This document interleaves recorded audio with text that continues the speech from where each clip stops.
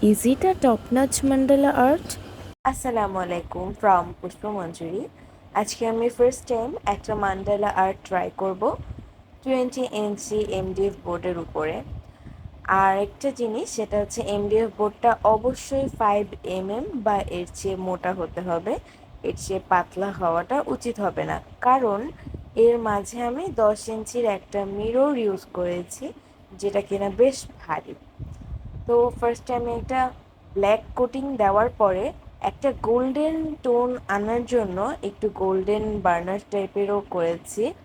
মান্ডালা আর্টে সবচেয়ে তীক্ষ্ণ যে ব্যাপারটা আমার কাছে লেগেছে সেটা হচ্ছে মেজারমেন্ট।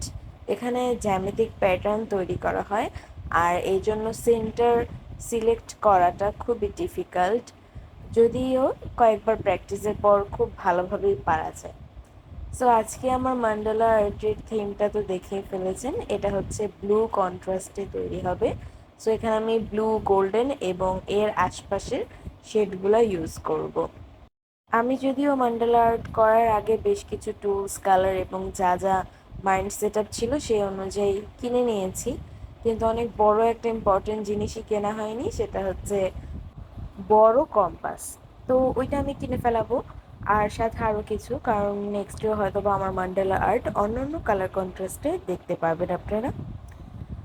আর এই যে মান্ডালা আর্টটা করতেছি এটা কোনো রেফারেন্স পিকচার ছিল না, এটা আমি আমার মন মতন করতেছিলাম। আমি জাস্ট আলাদা একটা বোর্ডে কিছু ডিজাইন প্র্যাকটিস করে নিয়েছি, তারপরে আমি এখানে বসানো শুরু করেছিলাম। এটা অনেক বেশি ধৈর্যের কাজ বলা যায়। আর আমি এটা একদম আমার ফ্রি টাইমে করছি, কারণ কাজের মাঝখানে করতে গেলে খুবই বিরক্ত লাগে। আর একটা মজার ব্যাপার হচ্ছে, যেহেতু আমি আগে থেকে আর্টস ক্রাফটস করি, সো মান্ডালার জন্য কিন্তু আমি স্পেশালভাবে কোনো টুলস কিনিনি। কিন্তু মান্ডালার কিন্তু একটা স্পেশাল পুরো টুল সেটই আছে, বাট আমি কোনো কিছুই কিনিনি। আমি টুলসগুলো বিকল্পভাবে তৈরি করেছি, মানে বিকল্পভাবে ব্যবহার করেছি। এতে কিন্তু তেমন একটা ফারাক পড়ে নাই, একদম হুবহু সেমই হয়েছে। আমার টুলসের খরচটা আর কি বেঁচে গেল। আর আসলে টুলস কিনলেও আমি হারাই ফেলি, এর জন্য ভাবলাম যে কেন না আমি অল্টারনেটিভই ইউজ করি। একটা জিনিস দিয়ে দুইটা কাজ করলে ওই জিনিসটা বেশি দিন আমার কাছে থাকে, কারণ ওইটা হারিয়ে গেলে দুইটা কাজই হচ্ছে অফ হয়ে যাবে। আর কোনো কাজ দিয়ে যদি আমি শুধুমাত্র একটাই কাজ করি, দেখা যায় যে কিছুদিন পর ওই কাজটা করা হয় না, ফলে হচ্ছে আমার জিনিসগুলো হারায় যায়। আর এইটার পিছনে আমি ভেবেছি কোনোভাবেই তো ডাবল টেপ দেওয়া পসিবল না, আমি এটার পিছনে হুক সিস্টেম করে দিব। আমার মাথায় ইদানিং অনেক ধরনের, অনেক different kinds of arts and ক্রাফটসের আইডিয়া ঘুরতে থাকে। যেমন আমার হচ্ছে রেসিনের ক্লক করার খুব ইচ্ছা আছে, যদিও এটা খুব সেন্সিটিভ, এখানে প্রফেশনাল হওয়াটা ইম্পর্টেন্ট, বাট ট্রাই তো করাই যায়। মান্ডালা আর্ট সুন্দর হবে কি না সেটা কিন্তু হাতের কাজ বা প্র্যাকটিসের ওপর ডিপেন্ড করে না অ্যাকচুয়ালি, সেটা ডিপেন্ড করে মেজারমেন্টটা ঠিক আছে কি না সেটার উপরে। কারণ দূর থেকে দেখতে এত সূক্ষ্ম সূক্ষ্ম জিনিস অত ভুল না দেখা গেলেও যদি মেজারমেন্ট ঠিক না থাকে তাহলে সেটা খুব ভালো করে ফুটে ওঠে। এই যে আমি যে গোল্ডেন ব্রাশটা দিয়েছি সেটা এই যে চিকচিক করতেছে, আমার কাছে মনে হয় পুরোটা ব্ল্যাক রাখাই ভালো হইতো, বাট আমি তো দিয়েই ফেলছি। এখন থেকে মান্ডালা আর্টও আমি আমার রেগুলার সেলে রাখবো। এটা হচ্ছে 12 ইঞ্চি থেকে 20 ইঞ্চি পর্যন্ত নর্মাল সাইজ অ্যাভেলেবেল থাকবে, আর এর চেয়ে কম বেশি চাইলে সেটাও কাস্টমাইজড পসিবল। এখানে কিন্তু আমি শুধু ব্লু আর গোল্ডেন ইউজ করছি, ট্রু। এবং ব্লু আর গোল্ডেনটা কি বিভিন্ন কালার শেডে হচ্ছে কনভার্ট করে নিয়েছি, যেমন গোল্ডেন থেকে copper golden, yellowish golden, and হচ্ছে নর্মাল গোল্ডেন। আর ব্লু থেকে বিভিন্ন রং।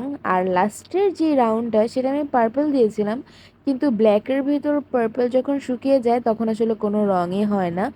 সো বলা যায় ব্লু আর গোল্ডেনই হচ্ছে আমার মান্ডেলের মেইন থিম কালার। যে যেই কালারটা নিতে চাই সেই কালারটা বললেই আমি ওর আশপাশের সকল কালার কন্ট্রাস্টগুলো বের করে ফেলি। যেমন পিঙ্ক কালার, তো পিঙ্ক বললে আমি অ্যাকচুয়ালি পুরো মান্ডালাটা কেমন হবে সেটা মাইন্ডসেট ওকে করে ফেলি।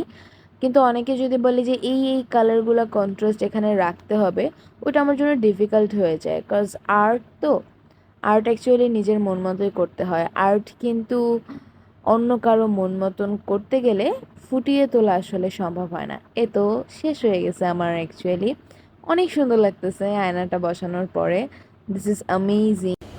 ফুল নাইট শুকাতে দেওয়ার পর রোদের ভিতরে কালারটা ভালো বোঝা যাবে এটা ভেবে আমি ছাদে চলে যাই।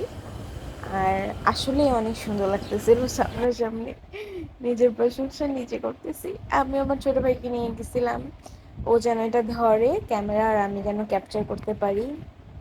বাট রোদে এত গরম যে আমি যখন ক্যাপচার করতেছিলাম তখন ওরা খালি পায়ে খেলতেছিল সবাই। Any size and any color of shade is available in our page. Inbox for more details. সত্যিকার অর্থে আর্টটা কেমন লেগেছে জানাতে পারেন।